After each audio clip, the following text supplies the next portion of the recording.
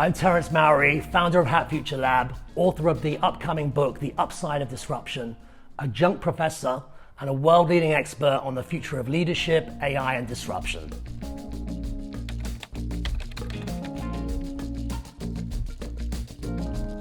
I was born in the late 60s. It was an industrial mindset. And what I mean by that is the world was complicated. It was linear, it was hierarchical. I had my whole career mapped out. Those days are over. And the operating environment that we're in now is ever-changing contexts, overlapping disruptions, compounding risks. And what that means is we need to transition and evolve from industrial mindset thinking to a future readiness mindset thinking.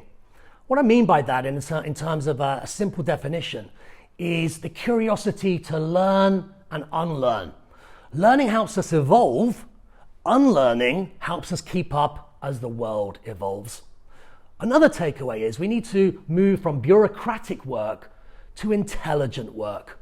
My research at Hat Future Lab shows that over 76% of leaders say they spend too much time on bureaucratic outcomes, too many meetings, too many processes, too many best practices that have become broken practices. A human metric for a post-AI world is ROI, not return on investment. We know that's important. I call it return on intelligence. Imagine a cognitively enabled culture where everybody gets to use their brains to solve challenges that they face on behalf of their customers and their organizations. Return on intelligence, return on integrity, and return on imagination.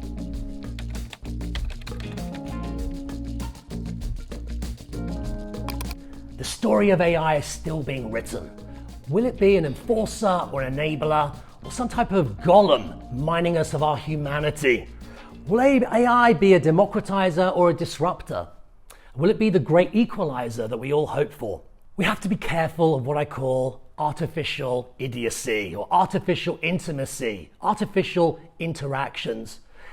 What I hope for is that AI doesn't just focus on profit maximization, because we know that's important, but also human maximization, that return on intelligence and return on ideas. And the productivity gains of AI are limitless. But we also have to be careful about the ethics, the responsibility, and the guardrails as well. And what we all should be thinking about in terms of the conversation around AI is 3 buckets: truth, transparency, and trust baked into AI. Because right now, truth has been weaponized. We're suffering record levels of truth decay. In fact, the writer George Orwell would have loved these times. Meme warfare, alternative facts, cybercrime reaching over $11 trillion over the next 5 years. AI has much promise, but also much peril. And we need to look at it in a very strategic way, but also a human-centric way.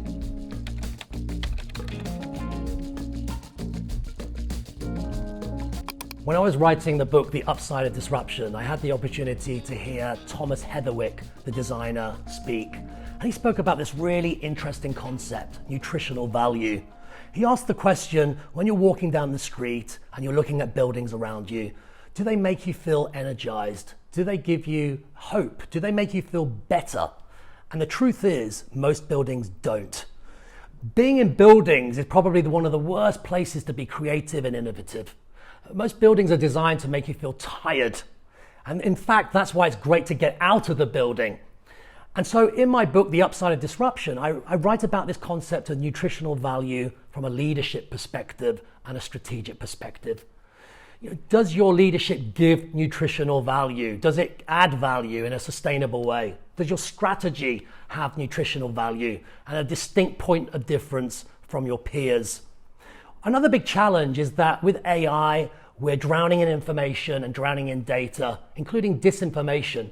And if you think about the quality of the content, the nutritional value of information, it's going down. Technology is very good at making the trivial seem urgent. And the Nobel laureate Herbert Simon said, too much information leads to a poverty of attention. And I would argue also a poverty of nutritional value.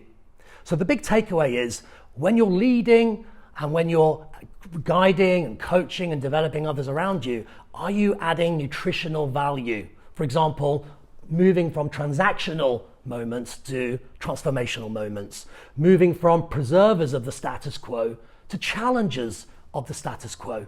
This is what it means to add nutritional value.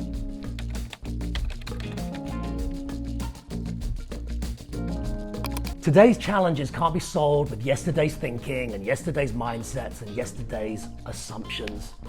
I recently worked with one organization that's pivoted from leading from the present to leading from the future. And this organization started with what I call billion-dollar questions.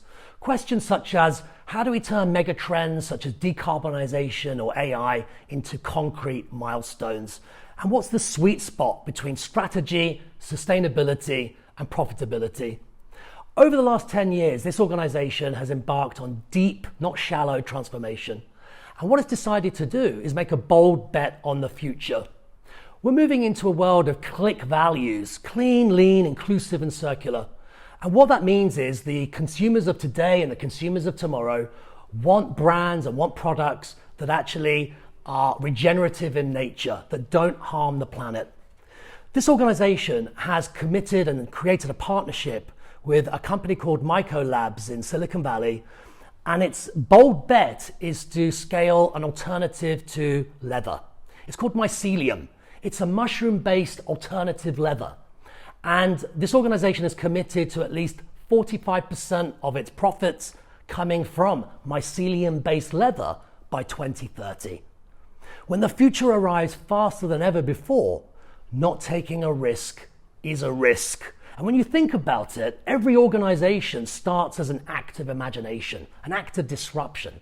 But to sustain long-term vitality for the next 100 years and beyond, we also need to practice reimagination. And that's a source code for future readiness, resiliency, and learning at the speed of your customer.